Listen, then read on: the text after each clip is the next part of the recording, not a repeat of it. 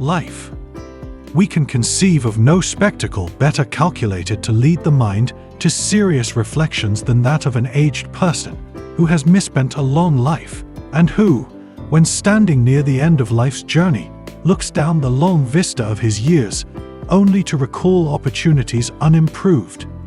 Now that it is all too late, he can plainly see where he passed by in heedless haste the real gems of life, in pursuit of the glittering gewgaws of pleasure, but which, when gained, like the apples of Sodom, turned to ashes in his very grasp.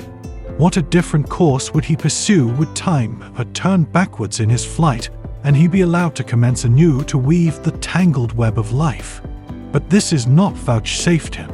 Regrets are useless, save when they awaken in the minds of youth a wish to avoid errors and a desire to gather only the true jewels of life. Life, with its thousand voices wailing and exulting, reproving and exalting, is calling upon you. Arouse and gird yourself for the race. Be awake to sleep no more. Not alone by its ultimate destiny, but by its immediate obligations, uses, enjoyment, and advantages, must be estimated the infinite and untold value of life. It is a great mission on which you are sent. It is the choicest gift in the bounty of heaven committed to your wise and diligent keeping, and is associated with countless benefits and priceless boons which heaven alone has power to bestow.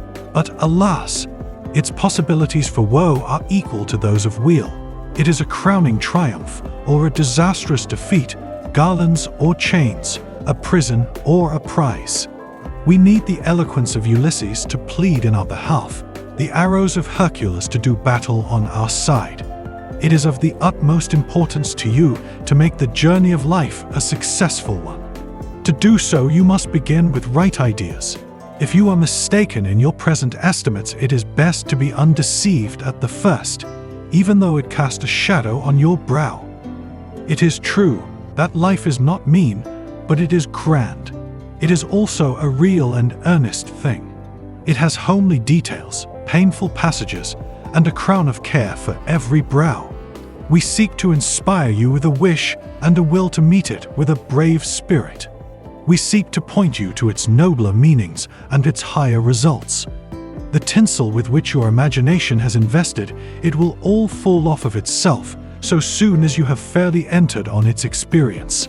So we say to you, take up life's duties now. Learn something of what life is before you take upon yourself its great responsibilities. It is the motto of every true heart and the genius of every noble life that no man liveth to himself, lives chiefly for his own selfish good. It is a law of our intellectual and moral being that we promote our own real happiness in the exact proportions we contribute to the comfort and happiness of others. Nothing worthy the name of happiness is the experience of those who live only for themselves, all oblivious to the welfare of their fellows. That only is the true philosophy which recognizes and works out the principle in daily life that life was lent for noble deeds. Life embraces in its comprehensiveness a just return of failure and success as the result of individual perseverance and labor. Live for something definite and practical. Take hold of things with a will, and they will yield to you and become the ministers of your own happiness and that of others. Nothing within the realm of the possible can withstand the man or woman who is intelligently bent on success. Every person carries within the key that unlocks either door of success or failure. Which shall it be? All desire success. The problem of life is its winning.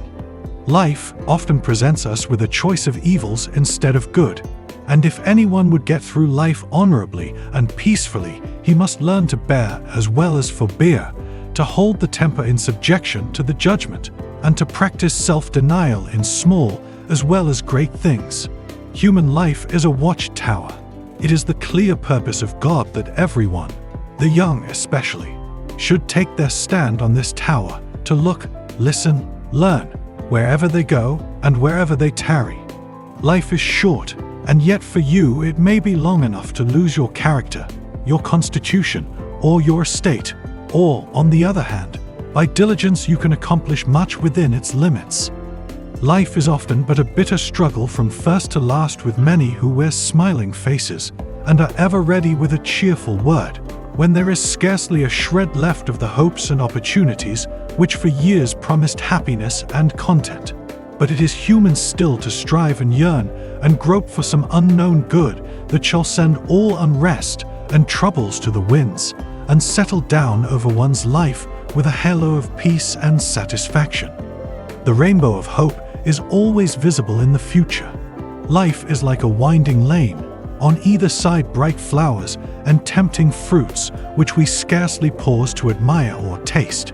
So eager are we to pass to an opening in the distance, which we imagine will be more beautiful. But alas, we find we have only hastened by these tempting scenes to arrive at a desert waste. We creep into childhood, bound into youth, sober into manhood, and totter into old age. But through all let us so live that when in the evening of life the golden clouds rest sweetly and invitingly upon the golden mountains, and the light of heaven streams down through the gathering mists of death, we may have a peaceful and joyous entrance into that world of blessedness, where the great riddle of life, whose meaning we can only guess at here below, will be unfolded to us in the quick consciousness of a soul redeemed and purified.